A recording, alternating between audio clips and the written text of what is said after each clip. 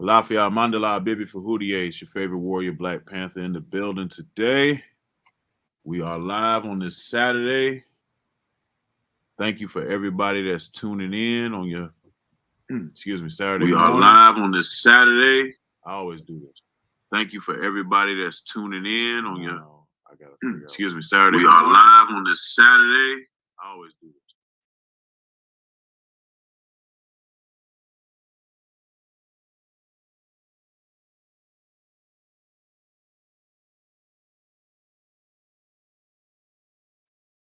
All right. That's what happens when you have multiple screens open. So yeah, we live on this Saturday. Wanted to bring this very special presentation to you from me and my brother, my true life cousin, from Senegal, from the motherland. I'm dressed the part for today. Got my hat that I bought in Gambia, last year. Got my black ball necklace on. This is actually my brother's outfit, who has since been deceased. Was born in who was raised in Banjul. So in traditional culture, when someone passes away, we take the clothes from that person and we wear them again. So therefore, they kind of live again. Yeah, clothing textile very important. Indeed. Peace, brother Sean. Peace, brother Zane. Appreciate you, brother. Sister Safa. Brother Barry Payton. Nangadef. Yeah, as brother Sean says on the screen. I can share the show, man. But before we get into the show, we gotta I like that necklace also. Oh man, hold on. Before I get into the intro,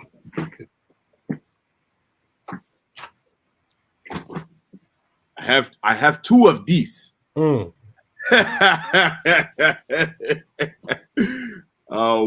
bought in Gambia. This one bought in Gambia. This one was bought in Senegal. Both are by fall necklaces. So that's dope. Yeah. But before we get into the business, we're gonna get into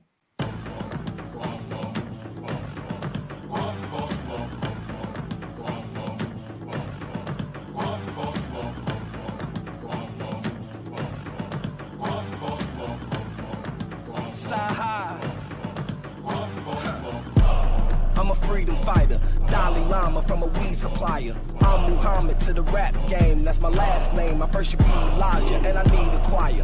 Freak a flyer, gold medallion, Jesus peace. I'm the one, the real Jesus Maya, cause I'm trying to get niggas to leave the street. And I don't need to be, cause I can easily speak to these niggas through the frequencies to compete with me. You gon' need a priest to preach your sweetest needs, to give a hell of an Easter speech. I keep the heat right there underneath the seat. Got pulled over by the police this week. They asked me why I got this fully loaded piece with me. I say, officer, I'm just trying to make it home peacefully. So I'm riding with a rifle, another iron in the Bible. Call my niggas out in Paris, have them climb up the Eiffel. We don't give a fuck, cause it's all about survival. When you caught up in the cycle, when you feel like you entitled to more than what you get in it, it turn you homicidal. Y'all know that I'm the best, but I swear I'm in denial. And they don't wanna say it, cause I'm better than they idol. Got the mind of a disciple when I'm rocking the revival.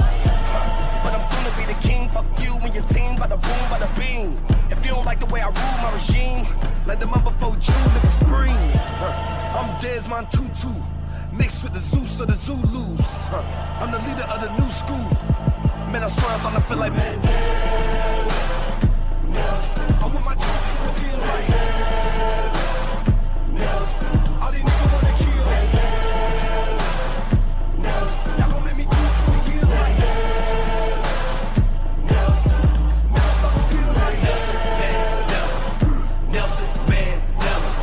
Nelson Mandela. Nelson Mandela. Fucking feel like Nelson Mandela. Nelson Mandela.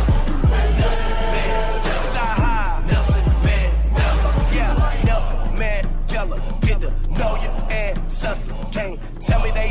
jealous of a 7-gram seller. It was something about Mary, nigga. I was Ben Stella. Now the fans, Mellas, all the way from Manchester. Can't tell her shit if you ain't never spent time trying to sell a nigga just to get the car with the trunk in the front. Shout it, that's an elephant. And tell her shit, nigga with hella sense. Speak with such eloquence ever since I've been on a regiment. Niggas been upset with Prince, but let them bend while I start a revolution. Seem like when you work hard, you never get your retribution. Niggas sending threats, but I keep something with me. Sound like dooku when I'm shooting. The same ones that was singing Huey Newton. Prince to a king, you don't see the evolution. 20 years in the PM, and that's really execution. So I encourage each and every student to stay in school, play it cool, obey the rules, or pay your dues, make a move, take a tool, or write some raps, make a mixtape with Clue, and you could be dope as me, April Fool boy. Trying to get 40 acres in the mule boy. Rhyme with 40 acres in the two-door. I feel like Lorenz Tate in the pool hall. Right before Terrence Howard at the Newport. I'm with my troops in the field like all these niggas wanna kill me. Y'all gon' make me do 20 years like man, I'm starting to feel like Nelson Mandela. Nelson Mandela. Nelson Mandela. Nelson Mandela. Nelson Mandela. Nelson Mandela. Nelson Mandela. Nelson Mandela.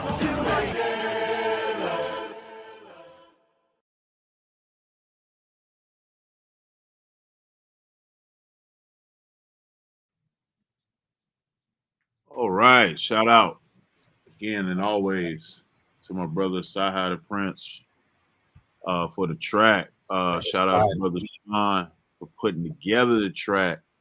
With the Shaka Zulu influence, and that's a dope ass track that I believe is on his Black History mixtape volume 2. Don't quote me, but it's on one of the Black History mixtapes if y'all want to go get that track. Brother Asar Imhotep is in the building. Peace to brother Asar. He says he's just glad we started on time. You know how I roll, Asar. You know. Yeah, Ben don't play. Man, come on. Can't be having the people waiting. Man. Can't be having the people waiting. So this is my, Aziz is not around as some of the other members of the Masi, but this has been one of the brothers from day one. If you're not familiar with Brother Aziz, man, tell the people about you. Brief little intro. Man,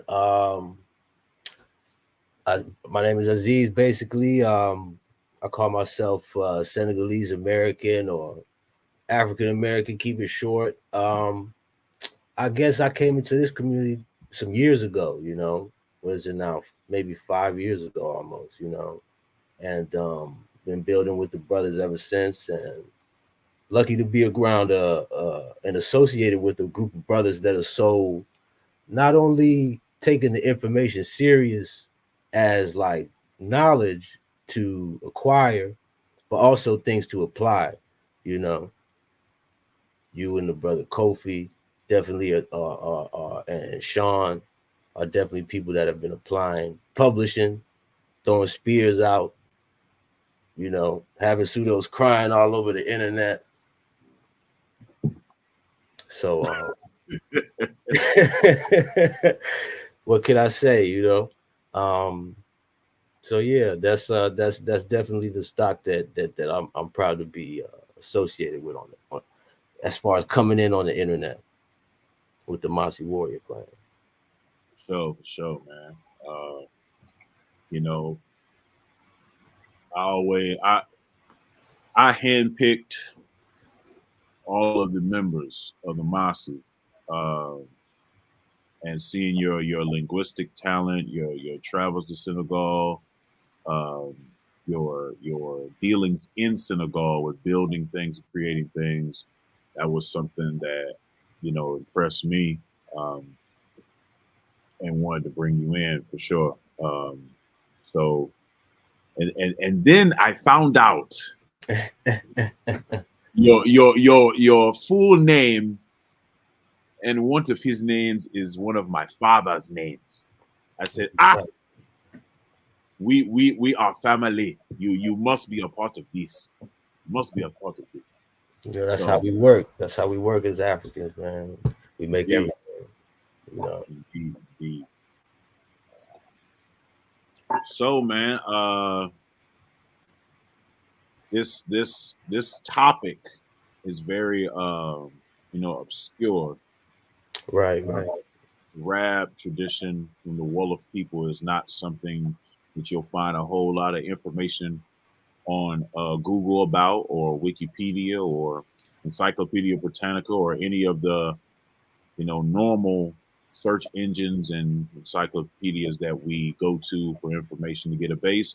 You won't find that much on it. So brother Aziz today is going to give y'all some information that you probably have never heard of. Yeah, and maybe we'll, like we were saying, we'll split it up into a couple parts, but we just want to give an intro. And like you said, it is true that there's not much that you can find online, as you would find with, say, like the Yoruba tradition or some of the Congo traditions that are much more popular. Right. A large part of that is language barrier. A large part of that is language barrier. Yeah, Wolof ain't no punk language, man. Wolof's a tough language. So that might contribute greatly to the lack of information. So I definitely understand that. Before we get too far into it, I want to shout out brother Basiru Diomaye Faye, the new president of Senegal. That's right. I was very impressed by his speech, in which he advocated for France getting out of Senegal. He mentioned the African diaspora and us being united. And he mentioned examples of how they operate and move that was not beneficial to Senegal's development, and stated if he could not renegotiate the working terms of their relationship, then they have to leave. And he said the famous line, "Africa is for Africans." I'm sold. Right. That's right. Yeah. I'm sold. It's you have my support. Yeah, everybody's real excited, man. I'm excited too, and I think it does represent a turning point. It represents a real turning point in West Africa alone, in West Africa as a whole, not even alone, but as a whole, for things to have gone in a peaceful direction, and for their, he's such a young candidate as well, such a young president. 44 years old. So him and Sonko, man, they got their work cut out, man. I'm here for it. Yeah, man, I sincerely hope it goes in the direction that we need it to go, and protect brother Faye at all costs. Man. Yeah, we know how it goes down with political power, right?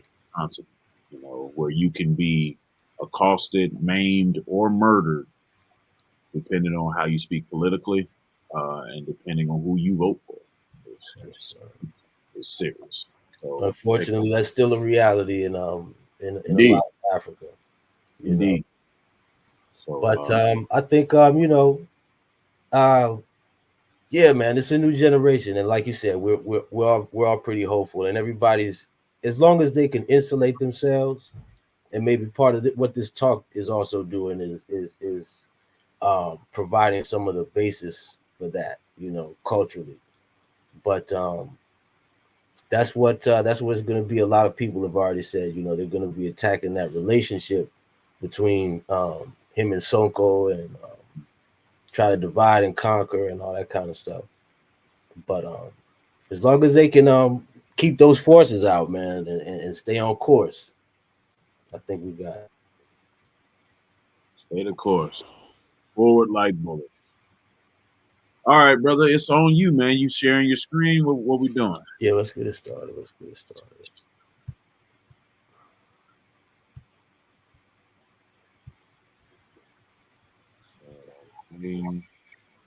Big ups to Senegal, indeed. Yeah, My family in Dakar. Big ups. Very excited.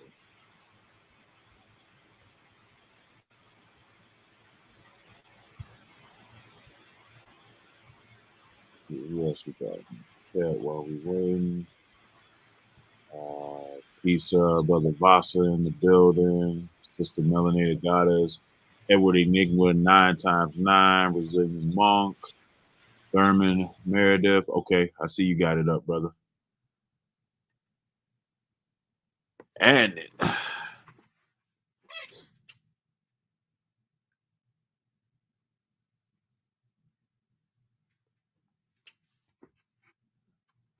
it's interesting right there. It's interesting. All right. You can hear me? Yep. Okay. All right. So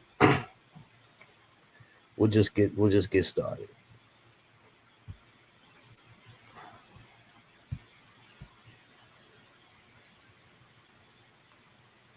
So what I want to talk with you guys about today is Wolof and liberal belief systems, or spirituality, if you will, in contrast to ancient Egyptian spirituality or belief systems, if we want to use those terms. Okay. And we'll title it Rapit versus, or Rapit to Rap. And here you have an image of Amos Nefertari, Mam Fatou Kine, and Anknes Nefer Ibra. Later on, we can get into what these ladies have in common. Okay. This presentation was also made in mind of Women's History Month, or International Women's Month. And as many of you might know, in African traditions, women often take a primary role. So we have this quote from Sheikh Anta Diop, right? Ancient Egypt was a Negro civilization. The history of Black Africa will remain suspended in the air and cannot be written correctly until African historians dare to connect it with the history of Egypt. The African historian who evades the problem of Egypt is neither modest nor objective nor unruffled. He is ignorant, cowardly, and neurotic. The ancient Egyptians were Negroes. The moral fruit of their civilization is to be counted among the assets of the Black world. Sheikh Anta Diop. So this is a hell of a statement, right? And Brother Ben, you can interject at any point, honestly.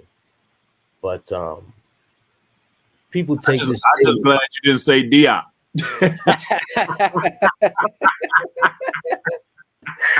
I hear you. Real Senegambians up in the building. Don't say no Diop. You hear Diop, you already know they missing something. Right. I ain't mad at them though. It is what it is. But this is a strong statement that we hear from Diop, or Diop. And some people will try to really push this beyond what Diop himself meant when he said this. Clearly, the real gist of it is that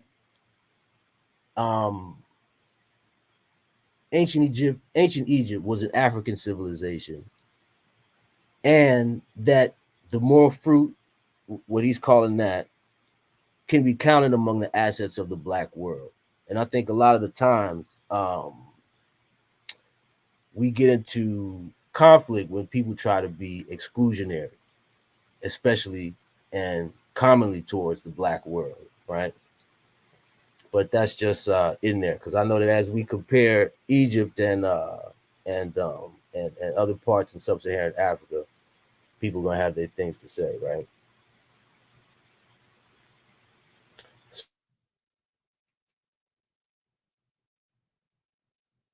Uh-oh. Seem to lose brother Aziz. Let me see what's going on. Some technical difficulties, possibly. Hit him up. Hopefully he charged his phone.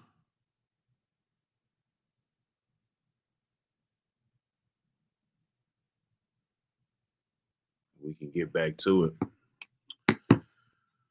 Thank you for sharing the live stream, Sister Melanated Goddess. You all can do the same.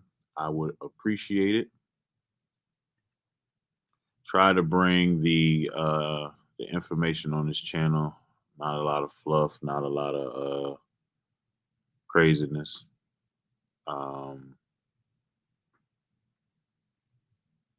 Okay, brother Aziz is back.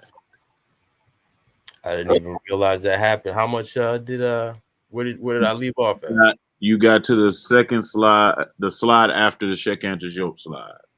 Okay. Let me share the screen again.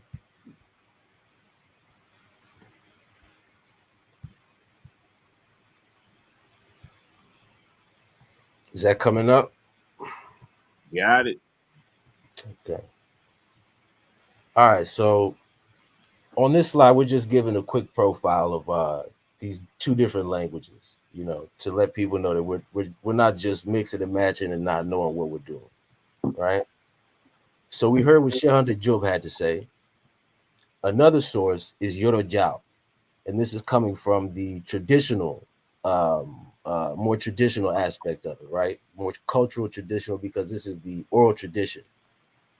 And he writes early on, this idolatry, source of the Chedo state, let us call it Chedoism, social name in the Senegambia for the Wolof as well as for the Serer, of all that are not Muslim and subscribe to this Egyptian mythology, no doubt in its corrupted form, being that the general opinion in the entire Senegambia is that our country owes its peopling to migrations from Egypt, from which descend all of its populations.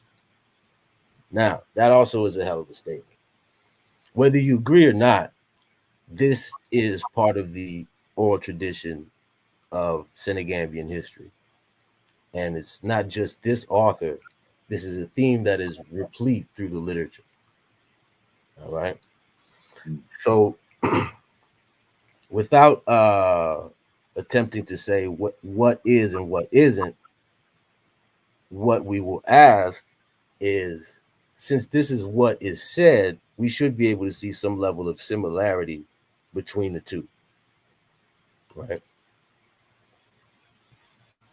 So let's talk about divinity in ancient Egypt. The most common term used to designate divinity in ancient Egypt is necher, right? Most of y'all are familiar with this term. The ancient Egyptians visualized their gods and goddesses in manyfold ways, and this is demonstrated by the Egyptian term necher, the etymology and original meaning of which are unknown, although examination of the word's use by the Egyptians shows that it actually encompasses a far wider range of meanings than the English word God. That's important. It could include deified humans, famous individuals, and from the 30th dynasty, people who drowned, as well as what might be called spirits or demons. Demons is a charged term. Or in some cases, even monsters such as the great chaos serpent Apophis. In fact, a determinative sign indicating God could be added to the name of any unusual or exotic creature, and even the Egyptian hieroglyphs were themselves regarded as gods, or rather necher. So that's to say that when we're thinking about this term necher, we're in a completely different realm than what we are used to in Abrahamic religions, let's say. So right here we have the symbol of the flag, right? And this is called necher. In Wolof, this is called njor, which is a word for flag. Sometimes you'll see it means flag in the sense of just as the cloth aspect, but indeed it's actually the flag. and it does have some ramifications in actual Wolof society. So this is a rebus or a homonym or paronym, if you will, for another term, necher or nchoro in Wolof. Nchoro is a type of spirit. We'll focus on today is the word tur, which is the term that is cognate to necher. Looking at ancient Egyptian, you have four main determinatives that signal the notion of deity when you look in the text. So right here, according to Robert Ferris Thompson, honoring the ancestors with cloth is a tradition of the Yoruba, Congo, and other cultures throughout West and Central Africa. It is observable in Zimbabwe among the Shona, and in his article "Face of the Gods: The Artists and Their Altars," Thompson says of the Africans of the Congo brought to Suriname, the Njuka and Samaka, that flags honored heroic ancestors who heard the guns of war, who successfully fought for liberation from plantation slavery in the 18th century. The Congo used flags to spiritually capture the wind. Their word for flag also carries meanings of wind and spirit, a banner waving in the breeze representing an honored ancestor, right? So this tradition here you can find all over Africa. And if you go into Asar's work, he really goes into this aspect of necher being a root term that you can find really well spread across African culture, right? And it has similar representations in these different populations. This symbol itself should be familiar, right? If we're looking at things from an African perspective, this symbol should be very familiar. In most African traditions, the elders are an institution unto themselves, and they are often regarded as the living community members who hold the closest seat to the Creator, right? In the Senegambia, great ancestors who were founders of locales are referred to as Gor in Wolof and Pangol in Sere, right? And Brother Ben can definitely tell you more about that. And I think he has some bills online about that. I won't read the whole thing, just to move through it. I'll read the most salient points, and you can screenshot any of these slides to get some further understanding. The falcon is also an important symbol. The falcon on the standard is one of the oldest and most utilized symbols to illustrate divinity in ancient Egypt, right? And in contrast to other representations of the deity, the falcon is irrefutably the Lord of the heavens, right?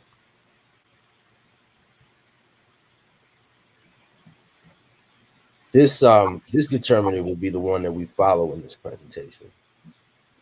And we'll note that serpents carried many meanings in ancient Egypt. One of the most enduring and widespread notions was that serpents represented the chaotic, formless, and ambivalent nature of the cosmos. Egyptian priests represented the 8 primordial deities who were ancestors of the world as serpents. The serpents, often in the form of cobras, were used to designate the female primordial deities,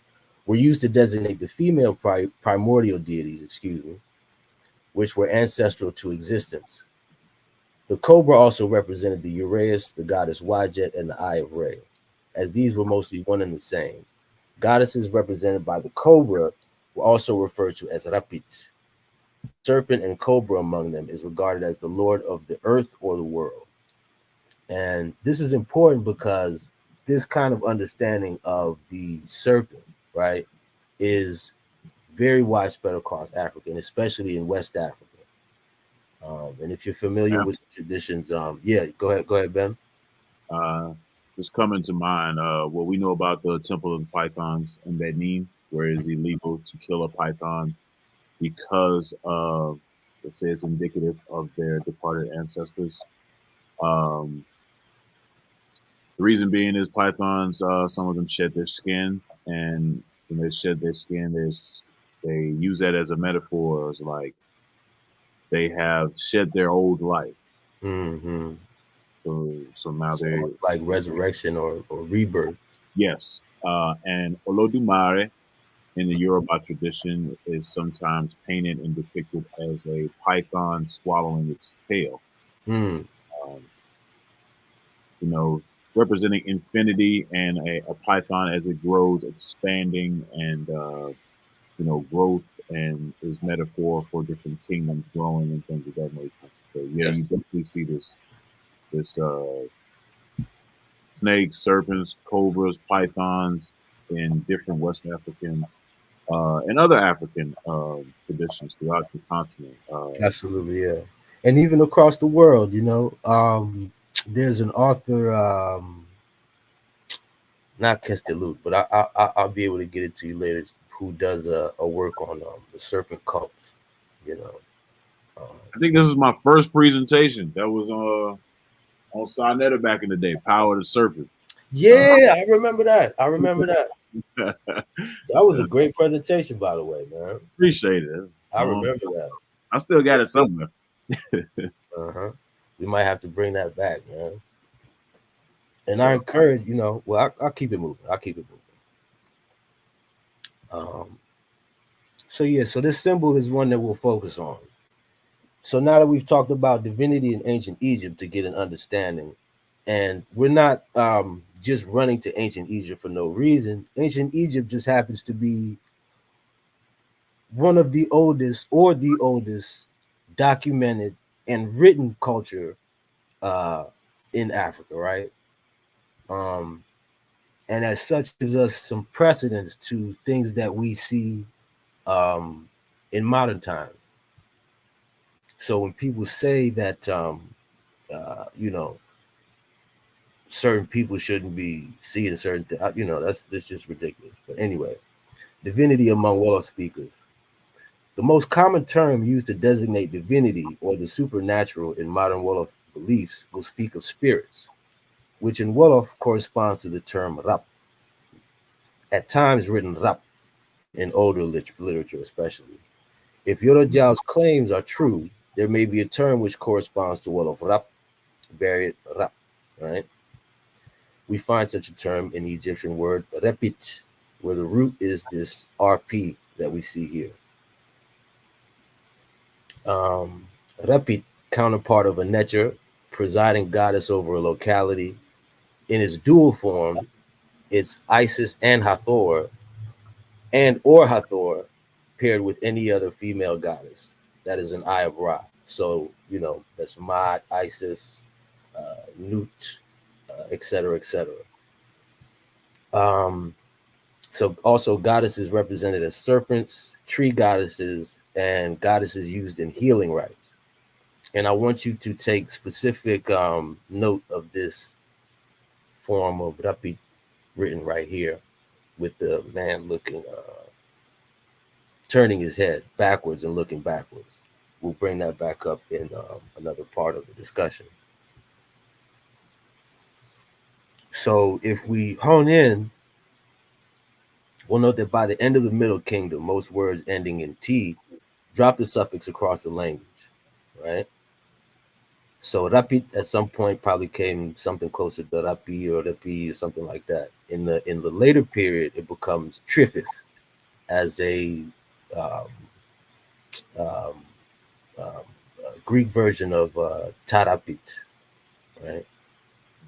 But anyway, Repit is counterpart of a Necher, presiding goddess over a locality, Isis and or Hathor, paired with any other female goddess, etc., etc. Rap is counterpart to a Tur, feminine energy presiding over a locality, twin feminine spirit, female tree spirit, feminine spirit used in healing rites. Okay, so in the Egyptian context, they were still asking themselves the question of what this actually truly meant. And Gardner says, I'm inclined to attach it to at least some tinge of the well-known secondary meaning, female image, statue. Could it be Egyptian way of expressing what we might render as type, model, or ideal of a woman? Or could it simply mean the female counterpart of a god? I'm not at all sure that either of these conjectures is right, but certain it is that Spielberg's attempt to interpret repeat of a tripe as connected with Renep, making of her a goddess of vegetation, is altogether wrong. right? So there was some argument in Egyptology about what this term meant, etc. in the early days. You have Faulkner that translates it as the king's litter, uh, or Allen as the sedan chair, right? Ward, however, argues that the word reput never means, which is the plural form of repit, never means carrying chair as such, but rather only the female image, which in the passages from the pyramid text happens to be carried in such a litter. Such an image exists in a goddess resembling Bat inside the canopy of a palanquin, and labeled Repit. Without the palanquin determiner, Faulkner translates Repit as the presiding lady or goddess of a place. And so we got primaries also that attest to this. And this is to say that uh, this is obviously something that was discussed in Egyptology and somewhere where African traditions can seem to bring some clarity. And knowing that, when we talk about Netchers like Geb, and we say that he's the god of the earth, that is true in one context, right? But in another context, based off of what we just read, Rapit, right, underneath those concepts is the uh, presiding female spiritual energy inherent to any locality, right? Or any specific locality that is determined by maybe the priesthood or royalty, etc., right? So that's what we see in the Senegambian context as well. Large stretches of land, uh, really untamed earth, right, uh, are considered to be the habitations of Rapit, or Rap, rather. And certain animals become associated to this notion of Rapit, right? Mm. Where we get the notion of sacred animals and sacred trees, all of this kind of stuff. And the idea is basically that when humanity came to be, we were latecomers to an extent, and the Rap were already here. So when we created our cities and started doing our agriculture, we somewhat sometimes impose on these territories without knowing any better, right? And often without any consideration. And in the end, you could say that this is a metaphor for nature, right? And the relationship that humanity has with nature. Excuse me. But I say here, what seems immediately striking is not only the similarities in form and meaning, but the notion that if a neturette, female netur, is the counterpart to a netur, then what is rapit? Though there are unclear answers for this in the Egyptological literature, in Wolof Libu spirituality, Rap is the inherent feminine spiritual energy associated with specific locations and aspects of nature, while a Tur, which is cognate to ancient Egyptian nature, is actually a Rap or Rapit, which has been named and identified. Hence the importance of naming so much in a lot of African traditions, right? As well as one with which a mutually beneficial union has been established. All right. Mm. You see this also in the Yoruba text with shrines. Uh, there are shrines of various different degrees of Orisha in the Yoruba pantheon. Mm-hmm. But when you see a full shrine, which means it has all of the components that make up the shrine in a specific region, um, there's a female complement somewhere in Mm-hmm. Mm-hmm. there. I Yeah. know what it is. You might not recognize it, you know, but there's something representing a female entity in those shrines, and that's Ogun, Obatala, Orumila. It's there. You It's just don't yeah. know.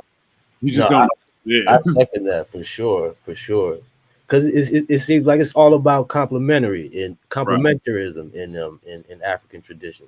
Hmm. You know, Even rather than even kings go through rites and have to appease female energies. So their reign will be prosperous. mm-hmm, mm-hmm. There's a movie. There's a movie out about this right now on Amazon Prime. Now the movie is called Orisha. Word. The Okay, movie has nothing to do with Orisha, that's funny. but it is on Yoruba culture, and you will get to see how the feminine power plays an important role in a king's rule from that movie. Indeed, indeed. Yeah, man, and I think that's a really important aspect of African tradition. And when we think of how African traditions have remained stable in many regards, in large part, it's due to that balance, between those two different poles, and that kind of mentality of just wanting to keep balance, and complementarism as a part of the fabric of the society, you know. Indeed. I keep going as well. So right here on this slide, we just have some linguistic stuff where excuse me, we're looking at inverses of a linguistic root, right? And we're seeing that we have a consistent um, a consistent theme here, right? I'll just keep going. You can take a snapshot of these if you're interested in the linguistic talk, honestly. The important part I wanted to underline with this is one of the inverts that you have here is repeat, presiding goddess of a locality, which is a metaphor for nature, right? Tree goddess, Tarap, which is an identical term. And then you have Baret or Bat, bush, wisp of corn, to Wolof Mboyo, bush, or Bui, baobab fruit. You continue with Repit, presiding goddess Isis and Hathor, Nut, Nephthys, etc., to Rap, um, which is a title for nearly all female deities, to Bat or Baret, symbol of Hathor, to Wolof Bot, carry child on the back. It was a symbol of really femininity in African societies. Indeed. But Rapid goddess invoked in healing rites, um, adorcism, exorcism, position, Rap Ibid, Ba, spirit genius, Bung genius, intelligence, wit. So there's that. But note this similarity here between Bat and Rapid, because that's where we'll hone in on at a later part, actually, right here. Earlier, we read somewhere where Ward says, however, he argues that the word raput never means carrying chair as such, but rather only the female image, which in the passages from the pyramid text happens to be carried in such a litter. Such an image exists of a goddess resembling Bat inside the canopy of a palanquin and labeled repit.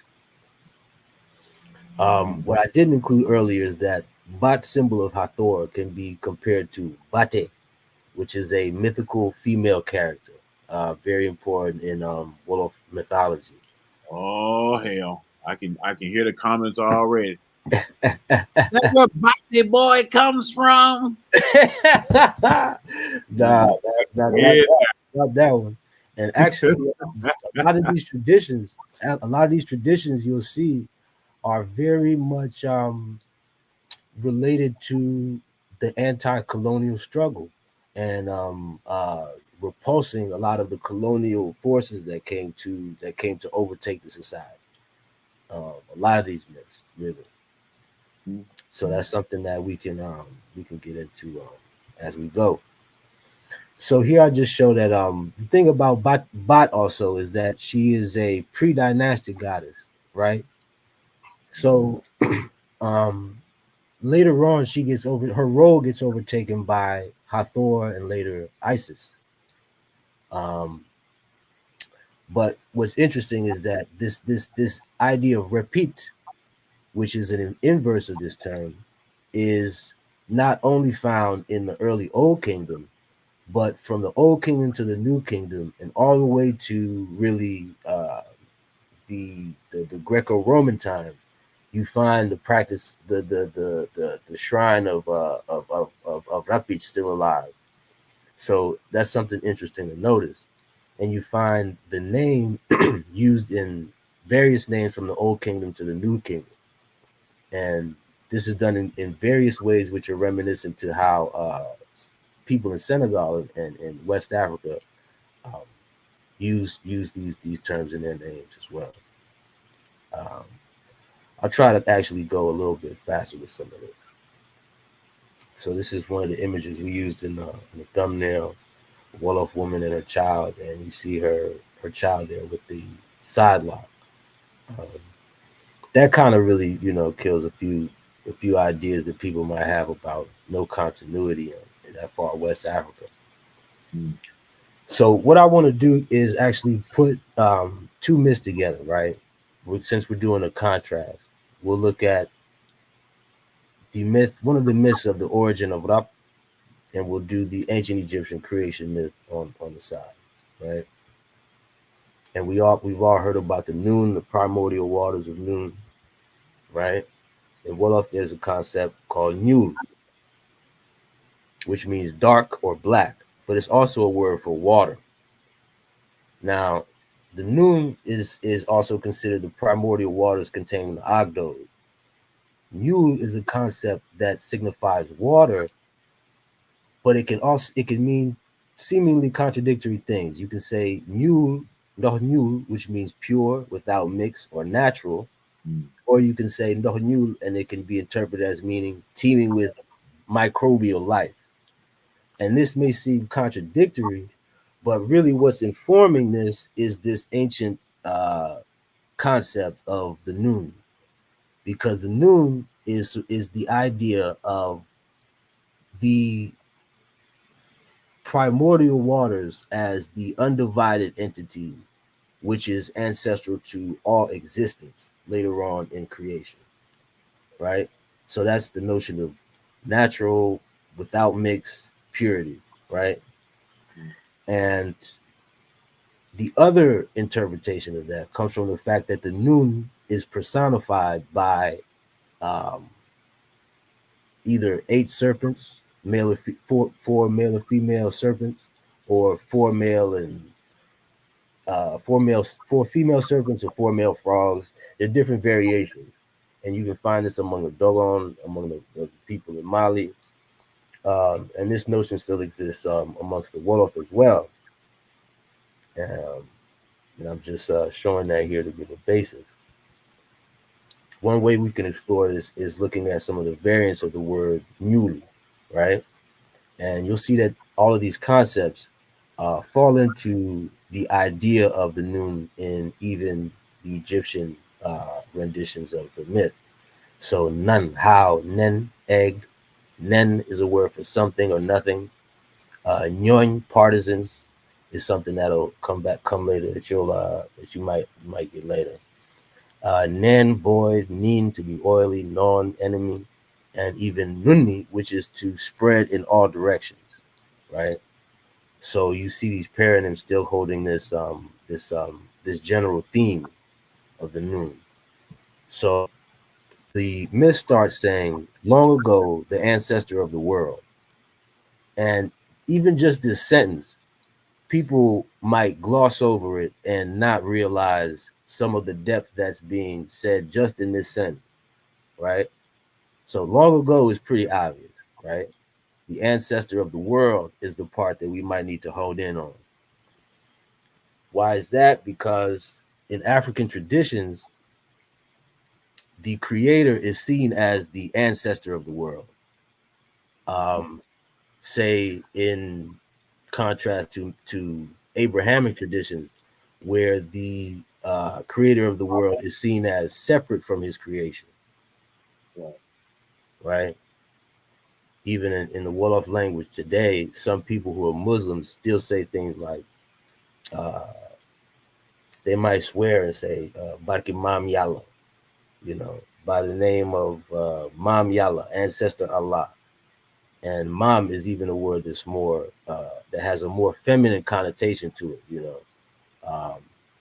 But that notion would be contrary to some of the rulings of Islam, Right. because Allah is he who has no parent, blah blah blah blah blah blah blah, right? Right. But so that's just an example, but giving you here that this line right here in itself is deeper than what people might even think. So long ago, the ancestor of the world um, is going back to this notion. And just to show you that these notions are not unfamiliar, you have concepts like Egyptians Nun and Nunet or Nunut, new darkness, water, Chech and Chechet, Wolof Choch, exhaustion, infinity, Keku and Keket, darkness, Wolof Kuk, extreme darkness, right? Imen and Imenet, or Amen and Amenet, hiddenness, Amlu, Yemu, absence, removed of presence. Tenumu and Tenemet, male and female directionless, can be compared to Wolof Lindum, darkness, obscurity, and also employed in a way where it connotes an idea of directionlessness. And you see this depiction right on the walls of Egypt. And there are myths that in Wolof in Wolof mythology that speaks straight to the idea of the Nun, right? But the challenge often is finding a good source, right? Um, this is one that you can find though. Well, that's easier to find. And what you'll see is that these big themes like the Nun appear um, in several myths, right? In different ways. And the same thing kind of happens in Egypt. Um, and in this example, the Nun is kind of reduced to the idea of a well, but it's the same kind of theme. So in this myth, it says this well has existed for very, very long. It was dug out by 8 giants with no cords, as they measured at least 12 meters each. They belonged to the people of Pharaoh Imram, who was contemporaneous to Moses. Now, I don't know who Pharaoh Imram is, and I don't know who was around with Moses, but what's being vehicled here is the idea of the well of really ancient times and these 8 ancestral giants, you see. So that's how you see some of these themes come through in a lot of these traditions. So at some point you have the sun that comes out, right? And this is represented by the Ben stone, the uh, Nefertem, or Ptah, or Amen, and the eggs, and all this kind of stuff. Um, and you just find similar ideas in the Wolof Lebu Sere cosmology. Um, if you're interested in this type of stuff, I encourage you to read some of the mythology, some of the stuff about the Sere that you can find online on Wiki and stuff like that. They're a group that managed to hold on to a lot of their pre-Islamic and pre-colonial beliefs. I kind of want to power through some of this stuff. How long have we been rolling so far? 54 minutes. Right, we like an hour in. So, all right.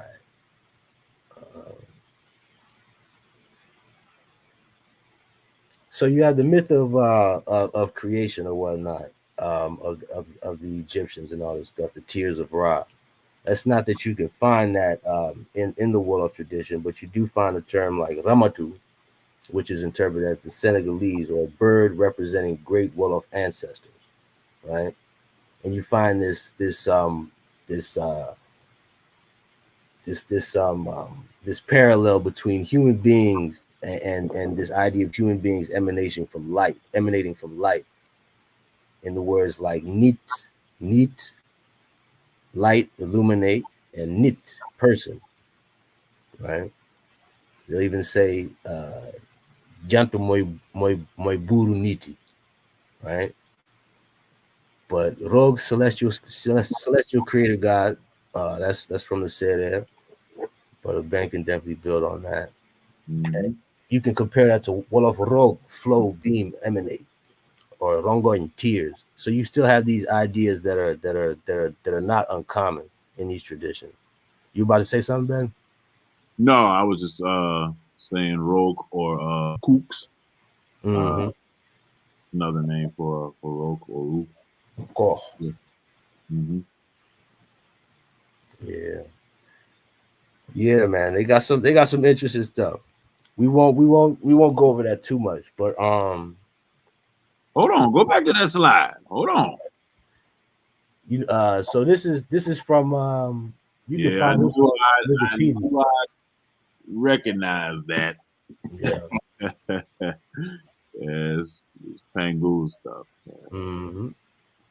Pangul being plural for Fangul. Fangul being like singular deity. Yes, sir. Yeah, man. And I think man, that they got talks some about stuff. The Senate got some stuff, man. And it's really interesting.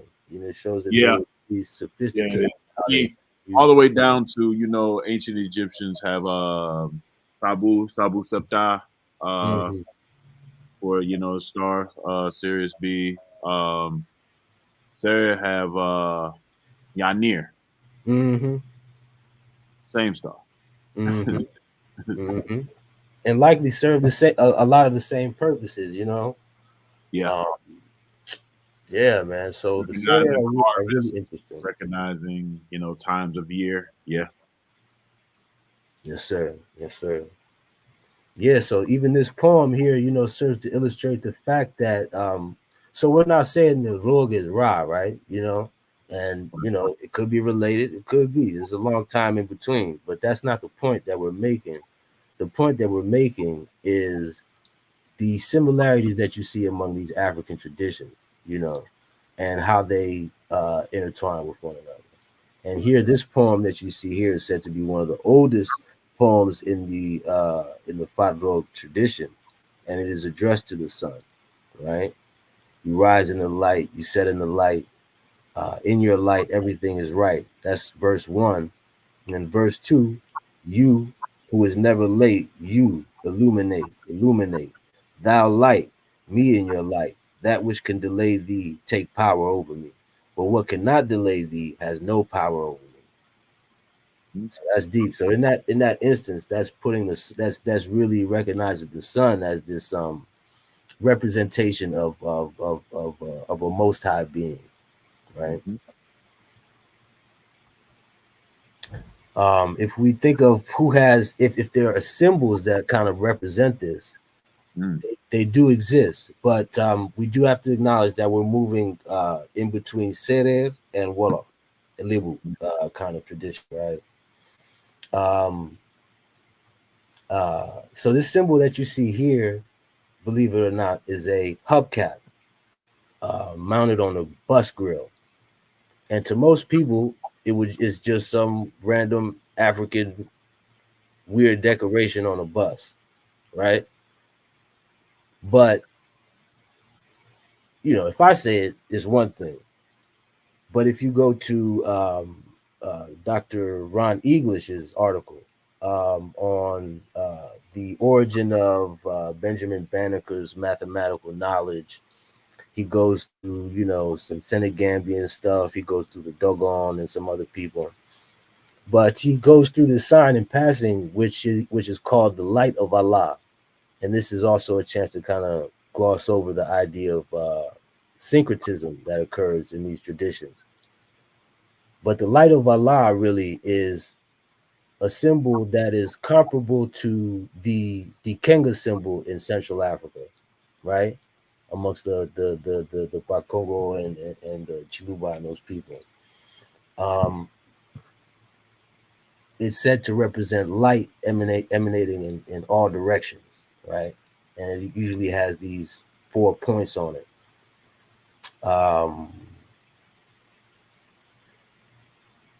So essentially, you have really these same symbols, and even in the Congo, sometimes they call the symbol the light of the Lord. Under a Christian kind of syncretist notion. So it's interesting to see those themes go in 2 different directions, but still retain their African understanding of what that is. I think that's important. So you have this idea of the Dikenga, which you can find in ancient Egypt, Wolof, all these people.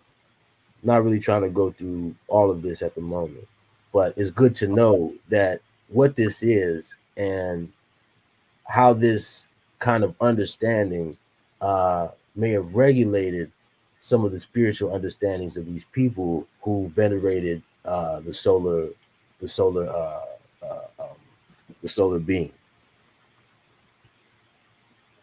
right?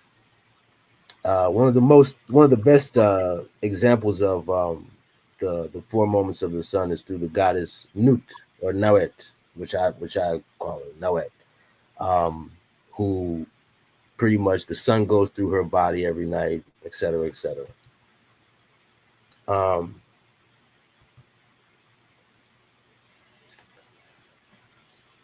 I compare this to the idea of giving birth, right? And you'll see why here in the presentation in a moment. You have the word bakat, right? Or however it was pronounced in Egyptian. We don't know the exact pronouncing. In Coptic, it's Bucky or Mucky, right? People wouldn't even think that Coptic has those mb or nd sounds in it, but the Coptic version is definitely Mucky, pregnant woman, 2 embryos. In Wolof, Bukata, right, is a word for birth, rebirth, a baptism ritual performed by the mother and godmother of the newborn. A woman for whom the ritual is performed is also called a bukata. This is important because this is actually a step in the Nup process, which is in the Rab cult, right? So let's talk about the birth of Ra, and the reason we'll talk about it is because you have to think of the birth of Ra or the deeds of Ra and these big creator deities as templates almost, right? And most of the myths, like the myths that we're talking about, are myths that were originally for the kings and the nobles, right? Who themselves were representations of the celestial beings oftentimes. So moving forward, we're informed that in Egyptian mythology, the creation of the universe is manifested each day as the sun's emergence every morning and is likened to Ra's birth. Depiction of the rising sun often show Ra as a child contained within the solar disk. Egyptologist Lana Troy suggests the disk likely represents the placenta that emerges with him, and that the eye can appear as a goddess representing both the mother who brings Ra forth from her womb and a sister who is born alongside him like a placenta. All right.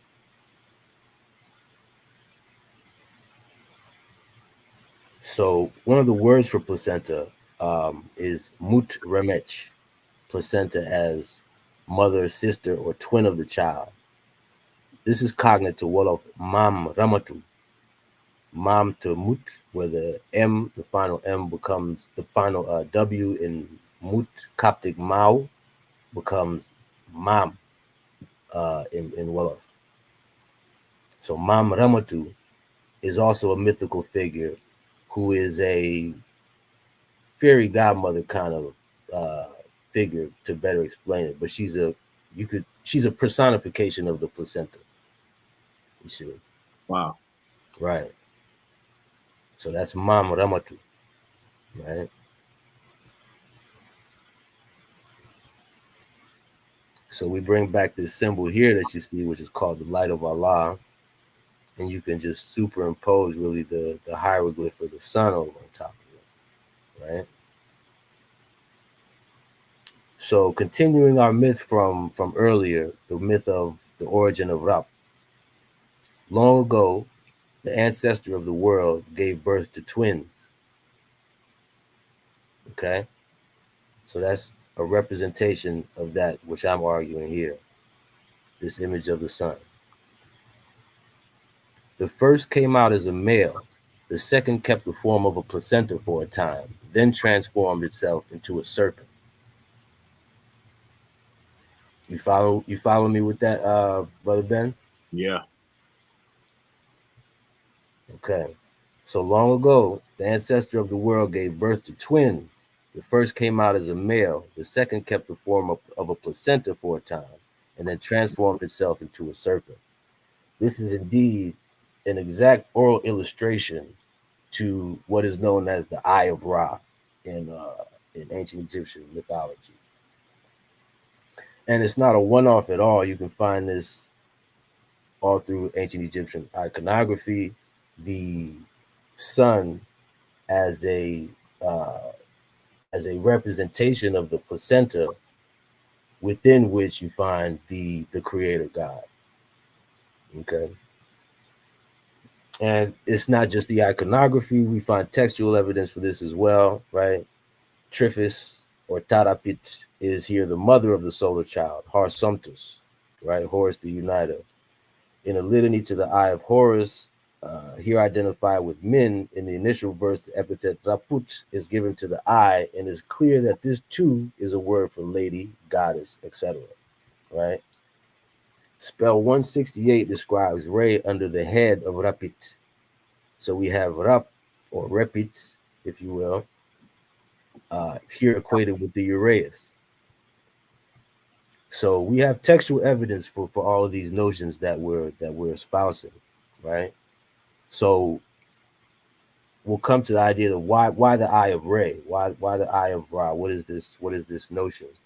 And what we'll see is that the word eye is really a paronym to the word for female companion, right? And the notion of companion is usually associated with the spirit double or the placenta, you know, and that takes a vital role in pre-Abrahamic African belief systems. But even sometimes in the Bible, people have pointed out that the notion of placentas is still important. So these two irits that you see here, irit eye and irit female companion, excuse me, are also paronyms to Egyptian Yarit, Uraeus.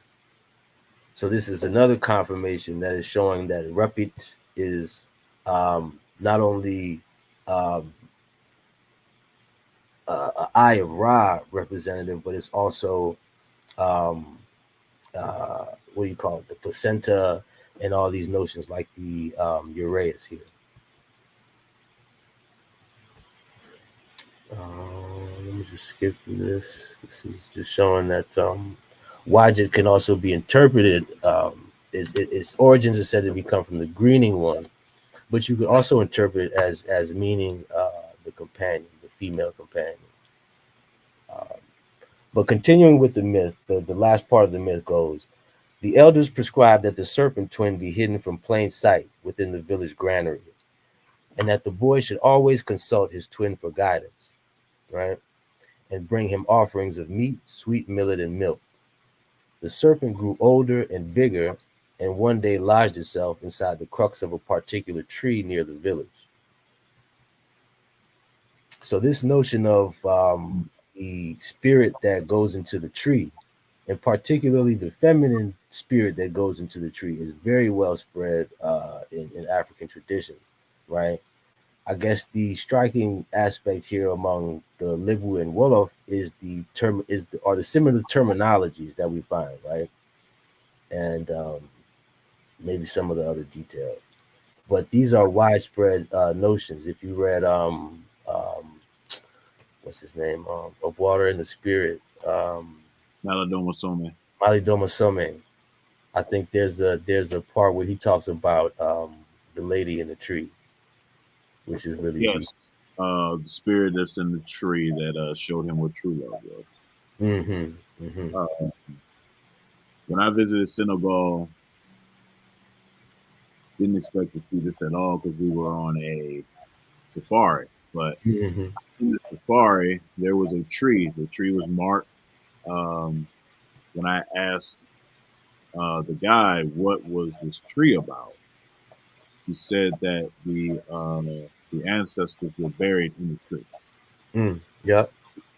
And I said, like right now? And she said, yes. And were Yep. buried in the tree. I was like they still in the tree? She's like, yes. So when I got out and I approached this large bell, I actually saw the human skulls in Mm-hmm. the tree. So and there's a video on this channel about that, me taking you on a safari. So when I got out and paid my respects to the tree, I promised the ancestors in that tree that I would tell their story. Deep, deep, deep. And So that's real. That's real. It's a real tradition, man. It's a real tradition, and there's just so many interesting things about it. Even when you go into some of the Egyptian history, they up until recently they used to bury their poets and their great orators in tree groves. But with Islam, yeah, they I was told that there were priests in the tree, uh, possibly Saltigue or Lamanic yep, priest from the fairy tradition in the tree. Um, usually the griot. mhm. The jelly or the griot or some someone an exalted person in society of great importance Hmm. was buried in the tree, but they actually marked the tree as uh Cumbeo de Griot. Hmm. Hmm. So they chose the word griot for the tomb. Uh, and this I believe it's in the city of Andia. You said Bandia? Yeah. Okay. Yeah, man. I can't, man. We got to make a trip out there anyway, man, and go on some, how Sanetta say, some fact finding missions. Yeah, yeah, yeah, Yeah, man. yeah, man. Yeah, it's a lot. It's a lot of stuff, man. It's a lot of stuff. Indeed. So yeah, it's these. So elders prescribed that the serpent twin be hidden from plain sight within the village granary, and that the boy should always consult his twin for guidance and bring him offerings of meat, sweet millet, and milk. The serpent grew older and bigger, and one day lodged itself inside the crux of a particular tree near the village. Here I'm just showing some more insight into this idea. I think Jup also talks about this in pre-colonial Africa with the idea of the tree of life and writing either the king's name or ancestral names in on the tree. You know, in this image at the bottom, you have Menkepra suckles his mother Isis, right? And essentially, the tree is Isis with the breast coming out, suckling in the king Menkepra. Mm. You I know, keep thinking about because you keep saying consult his twin. In the Yoruba tradition, I keep thinking about Egbe. Uh, and Egbe is a concept of well, the word Egbe means society. hmm. Um, Everyone has a society, let's say in the ancestral realm or the alternate plane of existence. That's Within deep. That's the that, same thing they say about the rap. They say everybody, not only everybody has a rap, but there's a whole entire rap society. wow, You know, that's like living in like a simultaneous dimension. yeah, You same know, concept, that's same deep. concept. And within the Egbe, there's this concept called Inikeji. Your Inikeji is your double, your Okay. the part of you that stayed behind in the Orun, or the ancestral plane of existence, while you went to Earth. So when I keep hearing you say consulting is twin for guidance, we often go to an Egbe shrine to do the same thing. How do you how do you consider that along with the idea of the Ori? Ori uh, is like Ori is your it's considered a deity in some regions. So Ori is the deity you were born with, basically. So Ori's job is to remember all of the things you were supposed to do on Earth when you sat on the mat, Uh-huh. um, Okay. Holodumare, and you figured out your life. You chose different things. Some things may have been affixed to you. Uh, Basically, we're talking about destiny. This is why Ori is linked to destiny, because Ori's job is to get you to your destiny, even if you are unwilling. Mm, So when you hear people say, I tried this profession, but everything just blew up in my life, and yeah. it just didn't work out. Yoruba people would attribute that to your Ori, because Ori is supposed to drag you to your destiny, even if you're kicking and screaming. Mm-hmm. That's its job, to remember what your destiny is. So That's Ori is like a deity onto yourself, because the word Ori means head. mm-hmm. So say Ori Inu. Ori Inu would be inner head. So it's a entity inside of you that's a part of you. But different from your Inikeji, because Inikeji has an Ori as well. Dude, man, So it's like it's like pre-colonial or pre-Islamic African psychology, yeah, yeah, you know. yeah. And the We do the Wolof same people have thing. the same thing, Consult like the Ori as well. tongue, Go ahead, go ahead. I was like, we do the same thing. We can consult Ori as well. Mm, It is said that nothing can bless you or curse you without Ori's permission. So there are different works and medicines to try to influence your Ori or trick your Ori, or if someone, wanted to do something crazy to you. They got to get past your Ori first. Your that Ori is your first line of first line defense. of defense. Take care of your Yeah, Ori. right. So when people say, guard your head, Protect your neck for real. yeah, make sure your head tight. All these sayings we have, we can find, equivalents to them in the Yoruba tradition of Indeed, Ori. indeed. And I see the same thing in our Ghana brothers, our brothers from the Okun tradition. Hmm. They have, I'm trying to remember the name of it. Um, it's a similar, concept to Ori that they have as well. Um, Not Atse. Uh, I'll think of it in a minute. But Here's a question: do they do regular offerings to the Ori or to the what yes, was the other one? Okay. yes. Some people, when you go for initiation, the first thing they'll do is offer to your Ori. Hmm. Um, but you can offer to your Ori at any time. Um, and it's a good practice to have. Ori is a part of our worship schedule, so to speak. Our Ose days, which are day of worship. So Ori is usually done on the same day as Orumila or Ifa. Hmm. So we go to Ori and provide regular offerings. So there's two ways you can do it. If you have what's called an Ile Ori or House of Ori, you can give the offerings to the shrine. Um, but if you do not, the offerings go directly on the head. Does anything do you have to make offerings to the Ori, or does something happen that activates the fact that you have to give offerings to the Ori? You'll probably be told. if you go for a divination, it'll at some point they'll say you need to make offerings to your Ori. That's the thing about African traditions. When you're not doing something and you go to a priest or you're going for something. Let's say you're going to something totally different. Let's say you're just going, because you want to check on, I don't know, your financial stability or something. Yeah.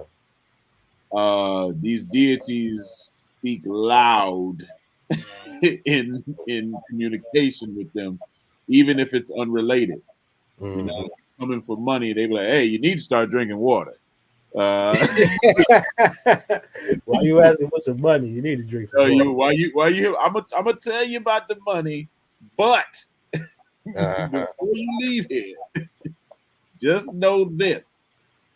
You need to take care of me too. Your Ori says, you need to watch out for people at your job, or you never know what it would actually be or what will come out of divination. Just because you come for one thing does not mean that's all you're gonna get.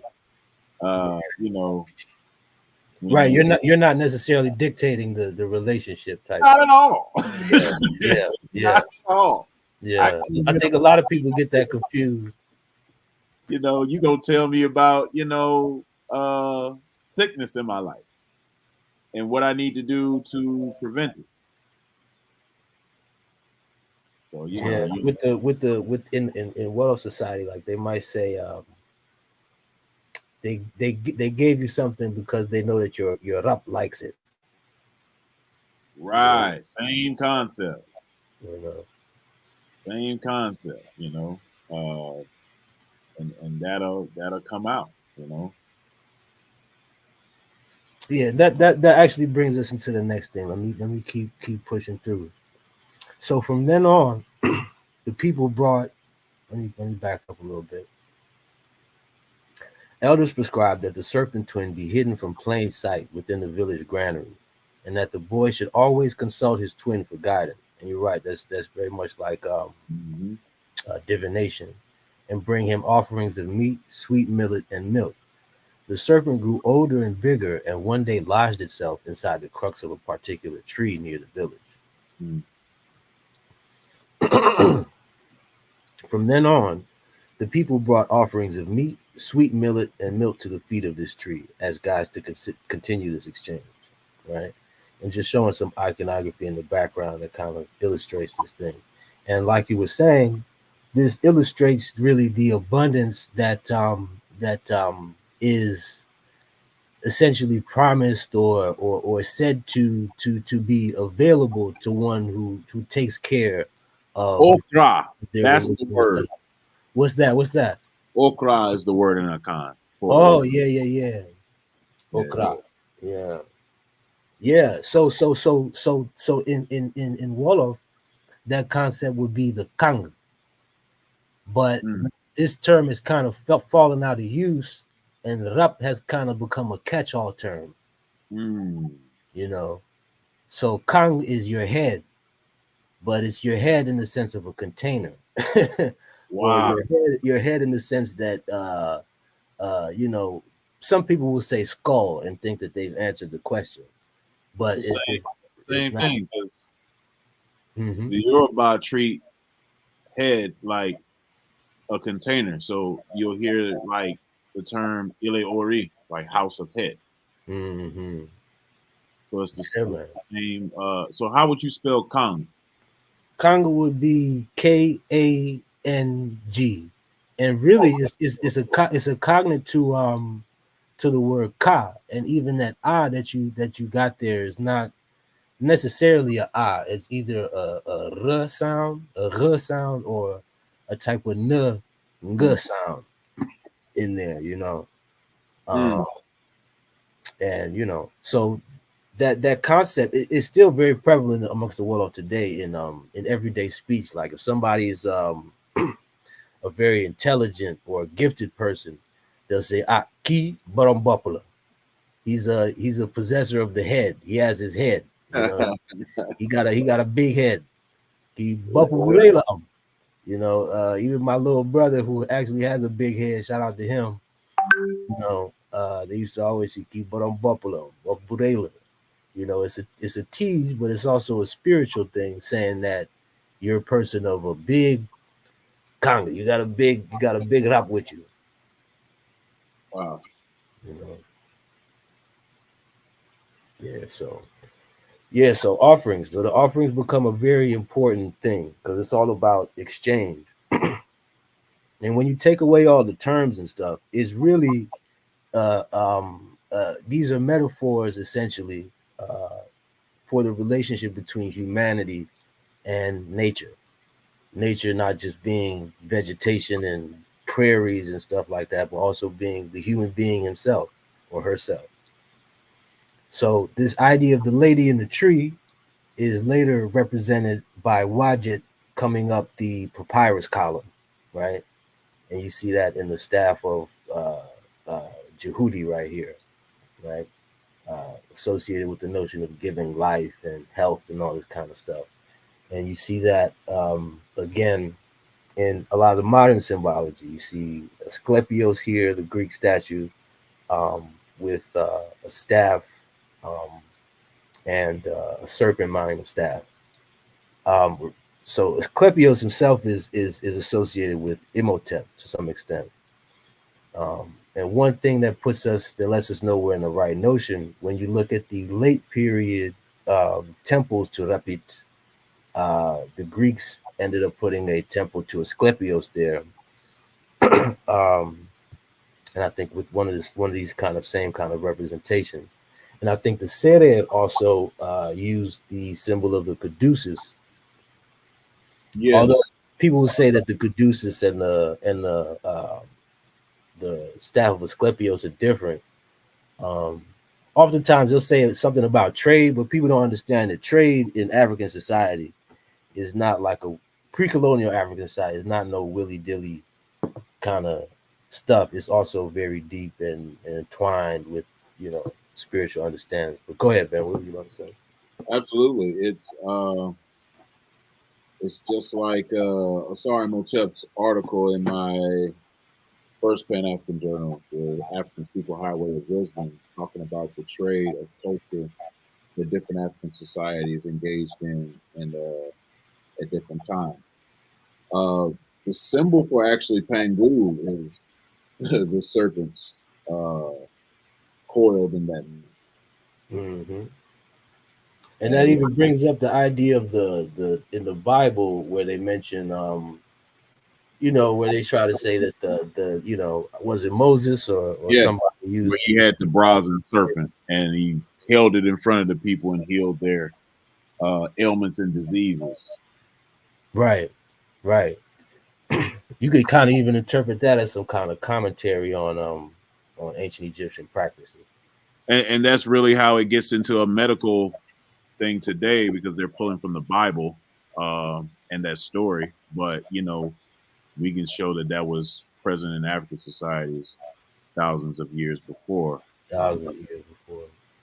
Widespread understanding. Like we said, the lady in the tree. That's really it's the same kind of symbology. And even when you look at the Jed Medu symbol, it's kind of still this idea. Jed Medu being the serpent and the Medu staff. Even right here, you can see it kind of. I don't know if y'all can see it in the audience, but it's a serpent over a staff, and it's a quote. It's basically ancient Egyptian quotation marks. Like before every funerary text, you'll see Jed Medu. So this symbolism is definitely, very, very part and parcel of African culture, and you can find it in a lot of different places. It's not to say that only in Africa you gonna find it, right? So much later, a part of the tree was used to carve out a great war drum called Jigul Jala. Is not good for peace. Oh, wow. And what you'll see is that these drums, often called talking drums, I got one here at the crib actually.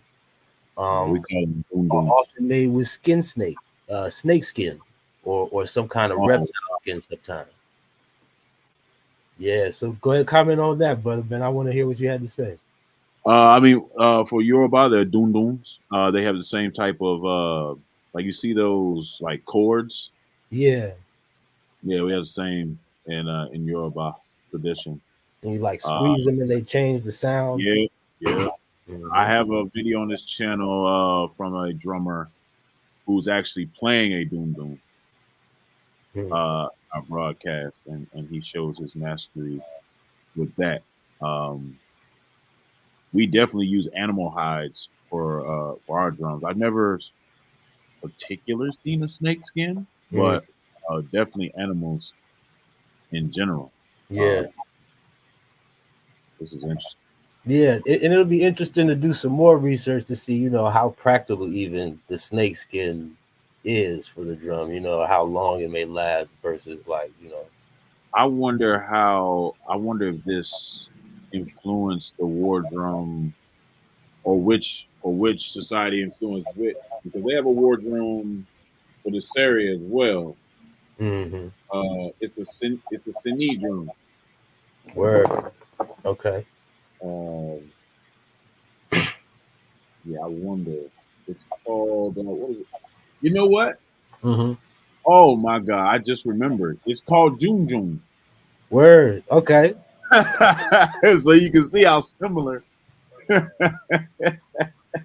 the words are. Yeah, it came Right. out of the kingdom of Sini. Oh, yeah, seen. Yeah. Yeah, yeah, yeah. Absolutely. Absolutely. Yeah, man. That's another thing. I think part of the scholarship will be showing, what are the relationships within West Africa, and of course we already have some idea, right? Right. But there's some interesting groupings, man. And like that video I shared with you the other day, like that lady was talking about some interesting stuff as far as trade and symbolism and all these kinds of things.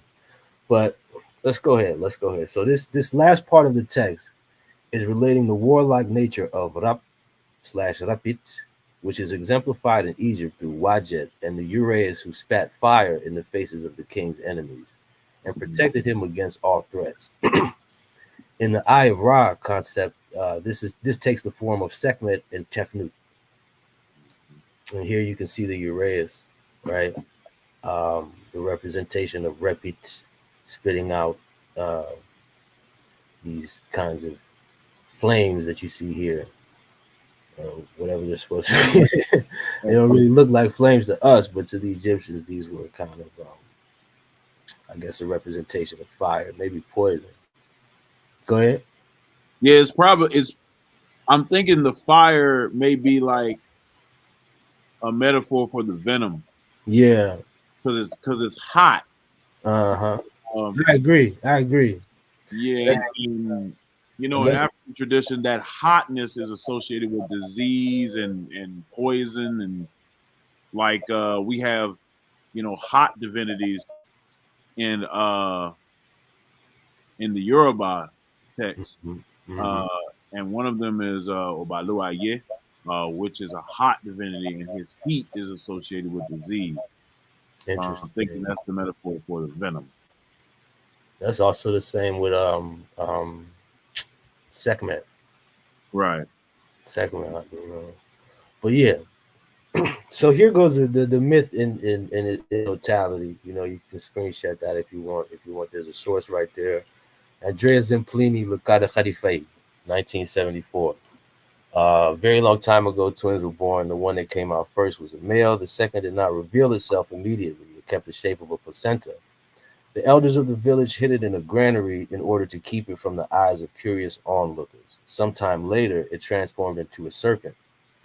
The elders then prescribed the twin brother to regularly seek counsel from his twin. In exchange, they, the elders and the child, would give it meat, blood, milk, and nuck, sweet millet. The serpent thus grew up within the granary. One day it came down and lodged itself in the crux of the gas tree, which was near the village. Henceforth, people set meat, milk, and nut at the feet of this tree. Much later, people cut away from the tree to create a great war drum called Jigul Jam, unfit for peace. So I just wanted people to have that as a whole kind of thing right there. And this is an important myth and an important motif that you're going to find among the Fulani, among the Soninke, uh, among the Bambara, the Dogon, and a lot of different other people. And the interesting thing is how they're different, because that's what tells you something about the history, the experience, and the perspective of those people, right? And we'll set a time where we can talk about some of those myths. I think this is like the last part we'll get into. I know we've been on for a minute. So Rapid Rap as female figurines. Some figures were sculpted with oversized organs and are characterized by unfinished feet, large navel, and a pronounced pubic triangle with the small tick marks depicting hair. Flinders Petrie described them as massive forms of extreme coarseness, while Teeter called them pug ugly. In the Coptic era, 395 to 641 AD, brides of the dead were often very simple, rough, and their sexual organs are clearly depicted. So this is tantamount to something that you find in the Rap cult. So the Rap are considered presiding feminine spirits.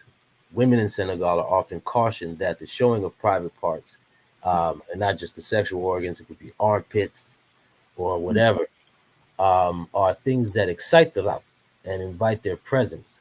Particular emphasis is set upon the notion that the showing of pubic hairs exceptionally attracts these spirits. These aspects that are expressed elsewhere in the culture recall Hathor exposing her parts to Re, as well as the depictions of Rapit figures in the Pharaonic period. They also ensure that women are the natural authority on the cult.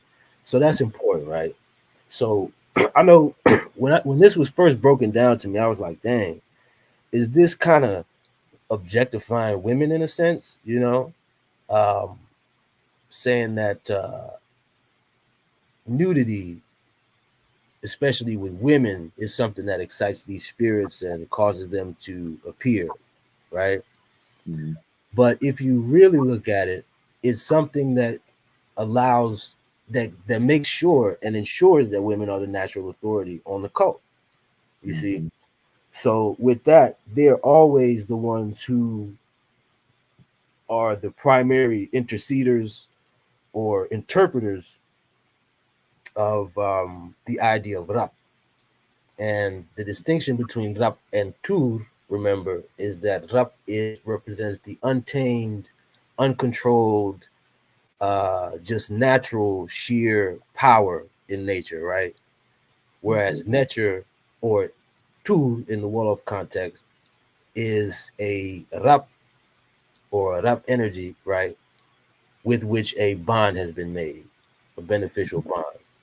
And in that context, it kind of reminds you of what you hear in the Hebrew story.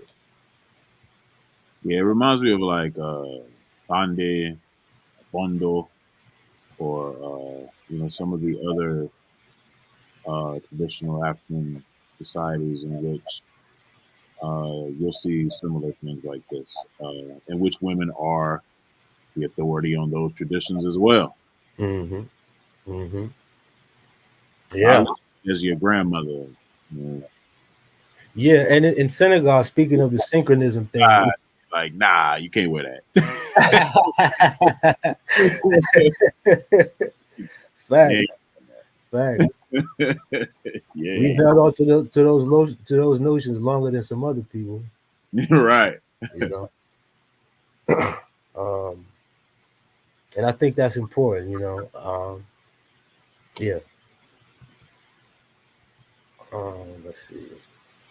So these statuettes are called repit themselves, and sometimes they're called repit nutsin, repit nutsinet, however we want to pronounce that, or we think the Egyptians pronounce it, whatever. Figurine of clay, sinu aset, a clay figurine of Isis. Rapit nut ast, figurine of Isis. Rapit asset, Isis figurine. So you see that Isis is taking a very um, forward position in this thing. And Brother Ben, you might recognize the word sin. Sin salum is the same sin, or at least the same root that is used in this term right here, sin ast, a clay figure of Isis. That sin in that term is referring to clay as well. Oh wow. Yeah. Okay. So formally interpreted largely as concubine figures, repeat female figurines are now regarded as components of magical medical rites to protect and to heal. Elizabeth Wadaxa, 2008. So these are different variations of repeat figurines, right? They not saying that they all serve the same exact functions, but if we understand repeat as female image, female statuette, then that's then we're talking. This is what we're talking about, and you can see some of the same things with the pubic hairs and the nudity and these kinds of things, right? This is the Lady of Charoy. It's a female body, right? Senegal 2000 BC, maybe sandstone. Really impossible to date. It was found in a sand dune, right? Is it related to the Lap cult? We can't answer for sure. Can the origin of the material be localized? We can't answer for sure. Why so few in contrast? Maybe a good question, but we really can't answer for sure because it was found in a sand dune, from what I understand, and not really It around. looks like the Hotna Venus Right, archetype. right. And so that's the thing, right? This idea of the Great Mother was such a widespread context um, that we should expect some similarities in different places. But this particular one does kind of give us an impression of what we might see here. But there are also some dissimilarities, like the protrusion in the stomach, the size maybe of the pubic area, and the fact that the top isn't there. The bottom missing is more characteristic of what you see in ancient Egypt because they were used in uh, ritual context, and they would put the spirit of the disease or the spirit of the thing that was bothering them in the statuette and then break it. But unfortunately, with the information we got, we can't really make any conclusions. But it's interesting to be able to note that it's there, right? So, as a matter of fact, let me just get a drink of water real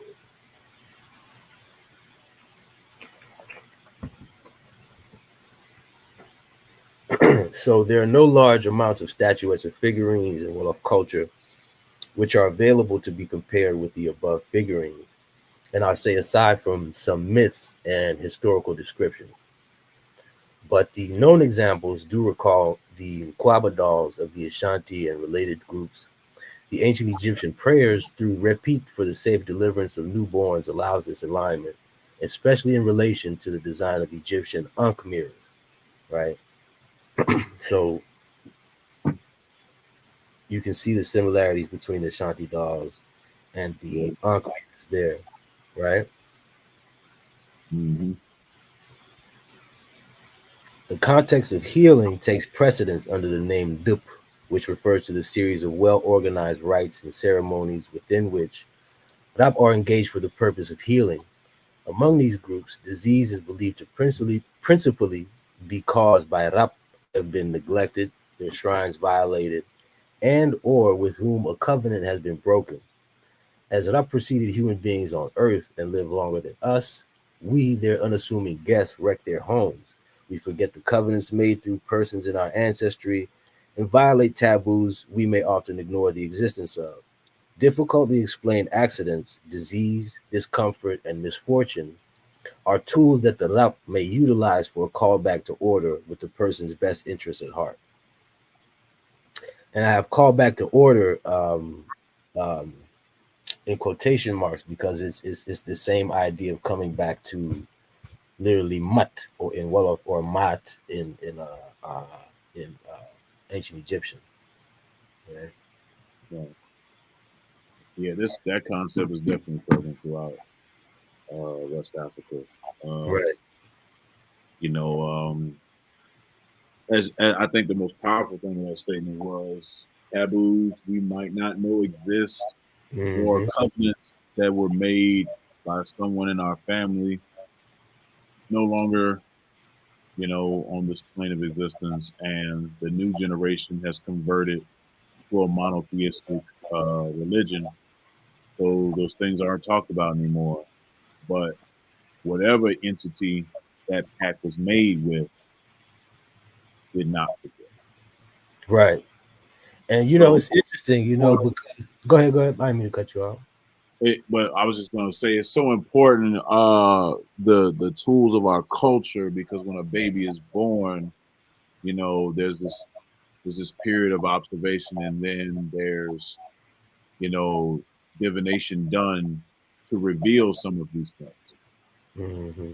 Unfortunately, us being African Americans, or even if you were born in Africa, um, and your family has moved towards those monotheistic religions, we don't get those. So we have to find out these things, as adults, or best case scenario for most of us, early young men, teenagers, and then try to repair these relationships with these entities that are in our families. Fact. That's such big facts, man. Yeah, Yeah. like I've been present in divination for people where they're like, yeah, this needs to be put back in your family lineage. They're African American, Mm. you know. So just that idea and this concept is definitely prevalent Yeah. throughout And it's Africa. a powerful concept, man. It's a powerful I mean, it concept. didn't stop just because we came over here. Is Fact. what I want people to think about. Most So, definitely. calamities that just keep happening in your family of the same type of nature. Maybe that's something you should think about. I'm not trying to scare anyone, but Nah, scared, man. yeah, these things exist. Is what I'm saying. you know. It's real. And even if, I think some people might want to say safe, they can keep it on the psychological level. You can't you can't divorce yourself um, from trauma, even that you don't fully recognize. Exactly. The brain doesn't work like that. This is why we have post traumatic stress syndrome. Mm-hmm. You Mm-hmm. tried to tuck it away. You tried to forget this trauma. You tried to forget this memory, but your brain didn't forget. So the slightest touch, smell, song, loud bang, your brain can recall this, and now to put you in a state of, dishevelment, or a state of confusion, or state of immense loss, or you don't know how to process those emotions because you didn't see them coming. So you Right. apply that to culture. It's the same type of process. Yeah, I think that's a big part of what these African traditions are offering today. A lot of people you might hear people characterize African traditions as archaic and why do we, need to do all this kind of stuff. But in reality, in this day and time when we're all being pushed to be atomized, to be individualized to the point where, you know, almost anything goes because there's no accountability, Right. right? African traditions have that emphasis built in about community, um, about the value of human exchange, and that's something that I think that we can gain from.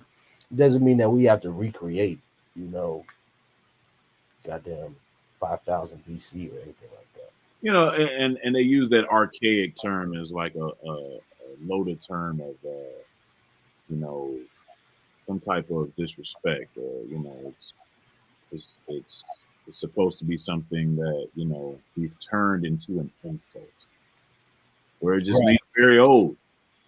Right. There's some very old things that still benefit us today. But we've coupled it with backwards and all this other stuff. And so I like to tell people when they try to use those lotus terms as disrespectful epithets, I say, well, the very old and the backwards times of our traditions, we were in better shape. Absolutely. Because we haven't erected any of the greatness of our ancestors, kingdoms and large empires in a time that you would not call backwards or archaic. So maybe we need to go backwards. Yeah, there's definitely some stuff we have to retrieve. Yeah. So and a lot of it is, lucky for us, is still there. Still there. It just need a little bit of attention. So I often use this metaphor, and it's in my book. But I say like a ram does not draw power from going forward; it draws power from going backwards. Good one. That's a real good one. But yeah, let me keep it moving, right? But that was a good point though, man. So we saw Isis or Ast come in first place, really, in dealing with repeat as statuettes, right? Mm-hmm. And that has a lot to do with her name and the nature of Isis as a repeat period, right? And we noted earlier that repeat itself, in its dual form, means Isis or Hathor paired with any other goddess, Nut, Mat, Sekhmet, etc. Right? And we saw that repeat itself is an inverse of Bat or Baret, right? Which is comparable to Wolof Bate, right? But what you should know is that the name Asta is a common name in the Senegambia, whether it's Asta, Asti, Astu, all these different names, right? Asta Walumbake, famous religious figure, daughter of a famous religious figure, right? Mom Astafal, random, beautiful Senegalese woman I put on the internet. I hope she don't come looking for me. Asta Njai with, this is another woman who carries my family. Right. And you see she's still doing her, Mom Asta thing. Mm-hmm. But just to say that this is a common name and a traditional name. There are variants like Isatu, Aisata, and people will say, oh, that probably came from Aisha or Aishatu or Aishata, as I think the wife of the Prophet Muhammad, right? Mm-hmm. But that's really erroneous. In best case, what you have is some kind of convergence between these themes and these names, and I think that's a topic that we might have to get into. Peace to Asada. Absolutely, and this convergence is where we get that form of the name, right? Mm-hmm. Asada, that we're familiar with in here in the West. I love Asada because he is a reminder that when people try to use the argument of our oppression was so long ago that we should forgive and forget, I often like to remind people that Asada Shakur is still alive. Still alive. And I think they might have put it back on top 10 most wanted. Well, Cuba ain't giving up, so. And I don't think he got no plans to visit the United States. So man, free Asada, man. So yeah, people for doing that. Absolutely. So yeah, other variants are Asa or Isa. All these are variants of the name Asta. In Coptic, you have Ese or Esi, Isi, Isis goddess. Meroitic, you have Wasa, Isis goddess, Asa. Not saying that I know how to pronounce, but that's what you get from um, Claude Riley. How far are we in that process of Morodic being translated? I'm not too sure. I do want to dedicate some I know we time got to some that. time. I I know want to we got. really dedicate some time to that. But it's there's some interesting things though. When I was doing some work on the kinship terms, there are some interesting connections um, with some of the languages in Northwest Atlantic. But I think man, people need to throw their hat in there. I know Asar said he was looking into it. Morty Yeah. and some others.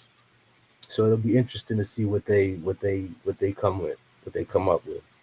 Because I know that they're looking at a different perspective than a lot of the mainstream. Right. But I think it's going to be a lot of surprises in that, because Merowe was pretty. The Sudan itself was just such a crossroads between so many people.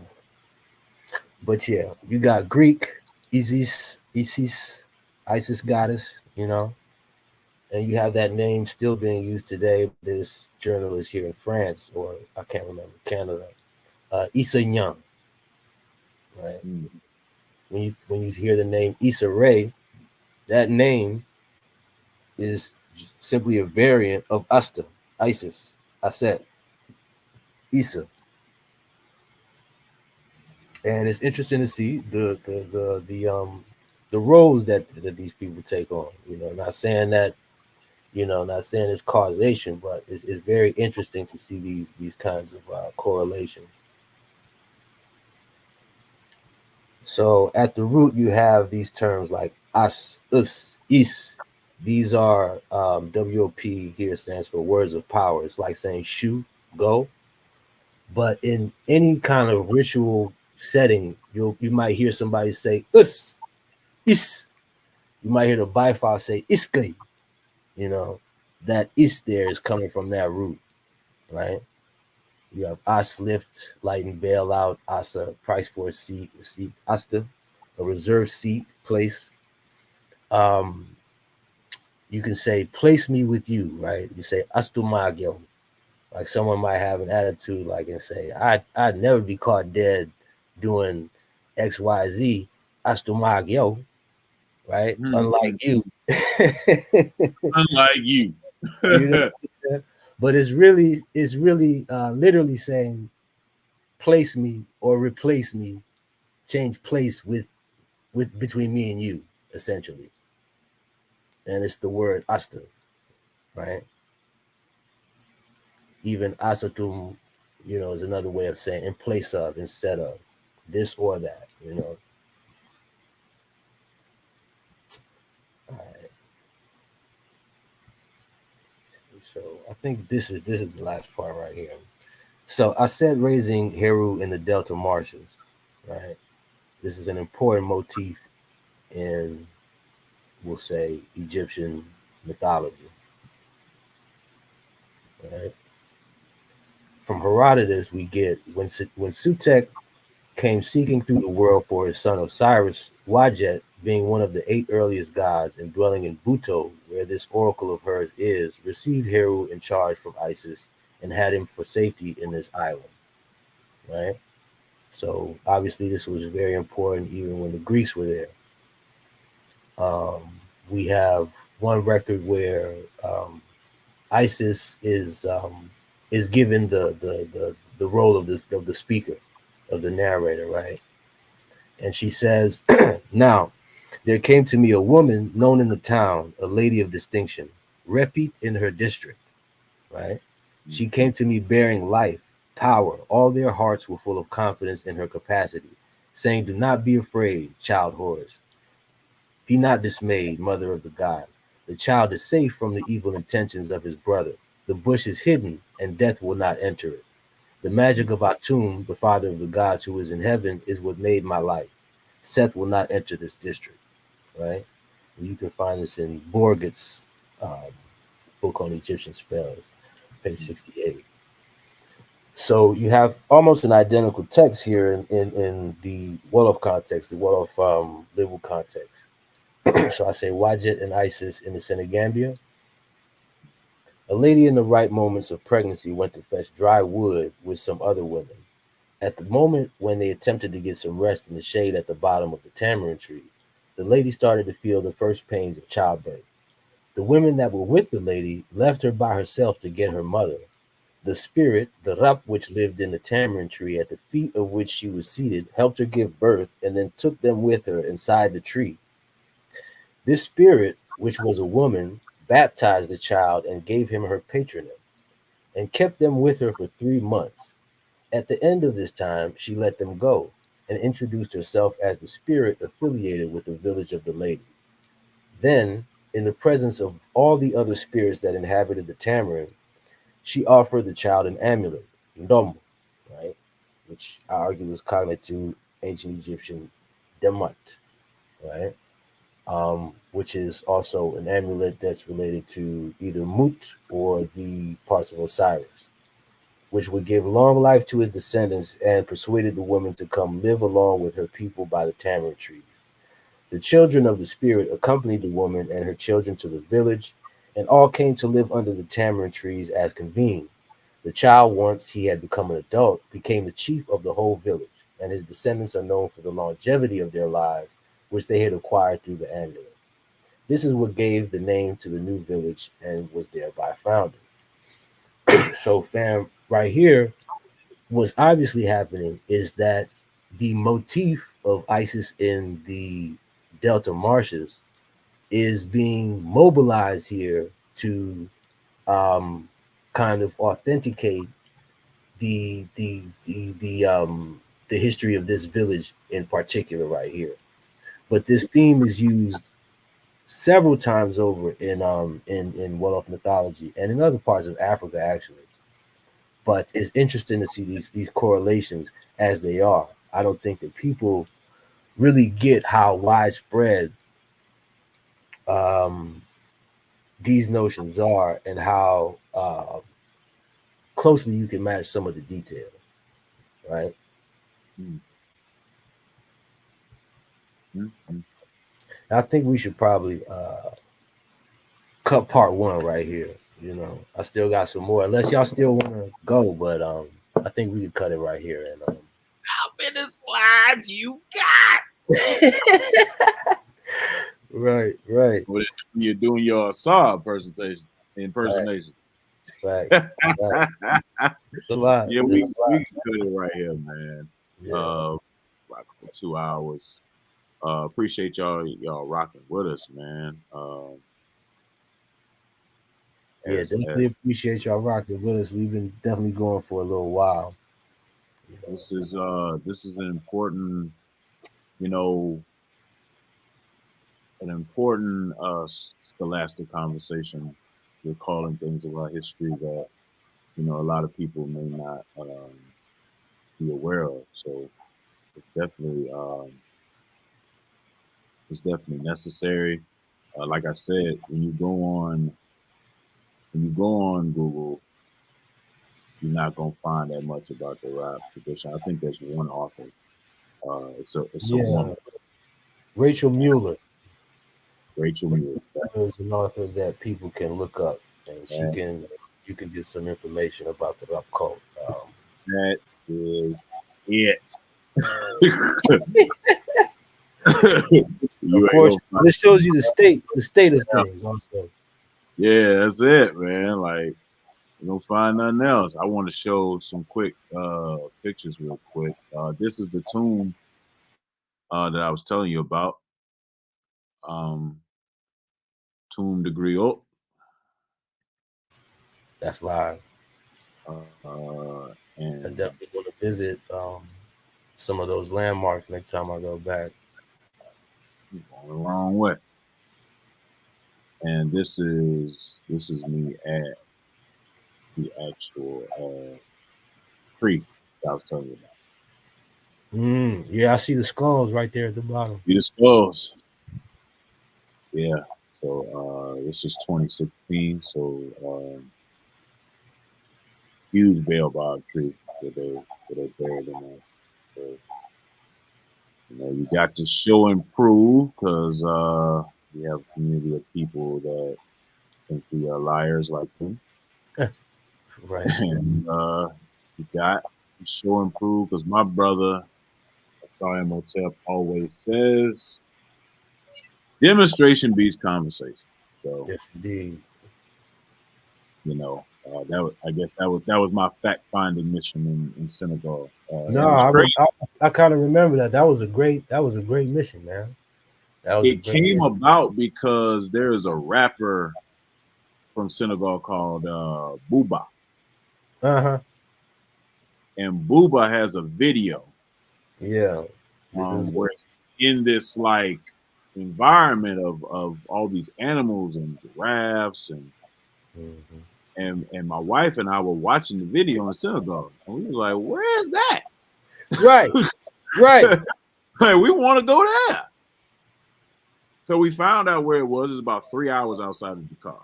So There are people in Senegal that don't even know that there are areas that are that beautiful. right. You know. So when we found where it was, we got a ride out there, and we just thought we were going on a safari, but there's a griot tree in the safari. Right. In the So, Baobab Forest, that was in the Baobab Forest. I forget what they called that place. I just know it's in Bandia. It's a safari in Bandia. Yeah, man. But yeah, you go in there, but there is a lot of baobab trees in there. The deeper you go, There's a guy, Eric Ross, and he does some work on pre-colonial city planning and like baobab trees in the Senegambia and some other parts. And he got some interesting stuff that he put out. Some of the baobabs were used to like mark the height of the king, or right? the growth of the king's candidate, or sometimes they were written on with Arabic inscriptions and things like that. Um, but man, maybe we should do a show on the baobabs also, a whole separate show on just the baobabs. Yeah, I got a bunch of pictures. Baobab trees are huge. Yeah. And I even there's a miniature one that I visited that is supposed to be like a tree of like blessing. You got to cross a river to get to it. I do have a picture. Miniature baobab tree. What's on them? Is those shells or those kinds of Yes, elite? yes, Wow. they're shells. Yeah. And you put the shells in the baobab tree and like pray to them and things like that. So yeah, that was that's in a place called like the Village of Shadows. Trying to remember the name of it, but my being there and posting that information, someone wrote an article based off of my visit there. Whoa. Yeah, if I can remember. I'm trying to find it really quickly.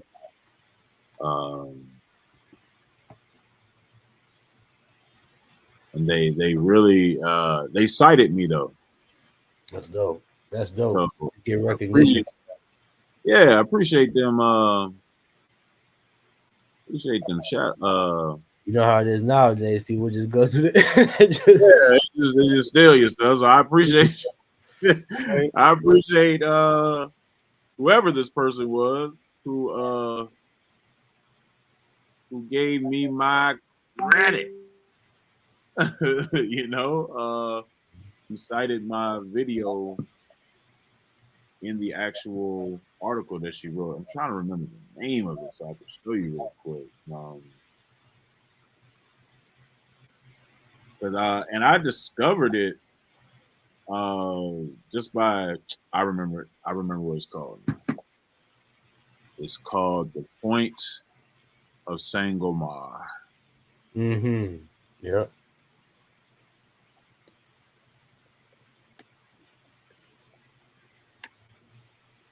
That's what it's called. The Point of Sangomar. Yeah. The Point of Sangomar. Yeah. And Senegal is a beautiful place, man. We gotta make a trip soon. Yeah, I'm trying to plan some. I gotta get back to Gambia. I gotta do a lot. So man, I gotta plan some stuff. So I'm gonna show You know, when I you. say Senegal, I'm thinking about the Gambia and the Senegal, to tell you the truth. Yeah, I often say Senegambia. Yep. Yeah. Only thing separating us now is political stuff. Yeah. Political stuff. So let me share before we get off of here. Let me share really quickly.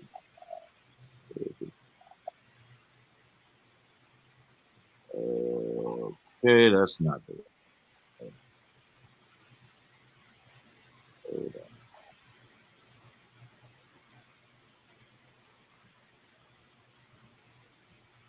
Let me do this.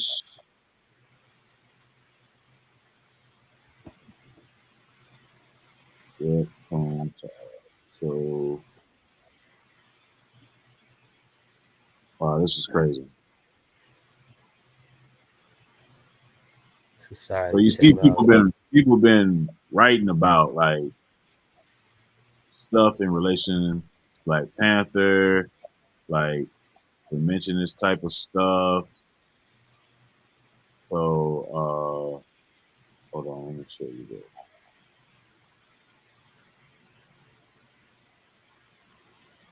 This way, let me just do it. I guess I'll do it this way. So this was something. This is a video that I posted on my channel a long time ago. As you can see it here, Black Panther visits Point of Sangomar, and down the riverbank, and seeing the people of the place and the village and everything like that. That was one of the things that we did, and off of that, where was that?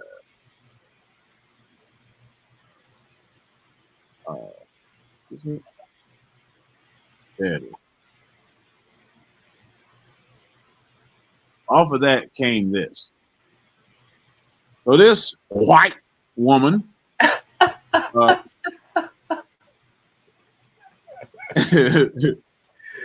she colonized the post.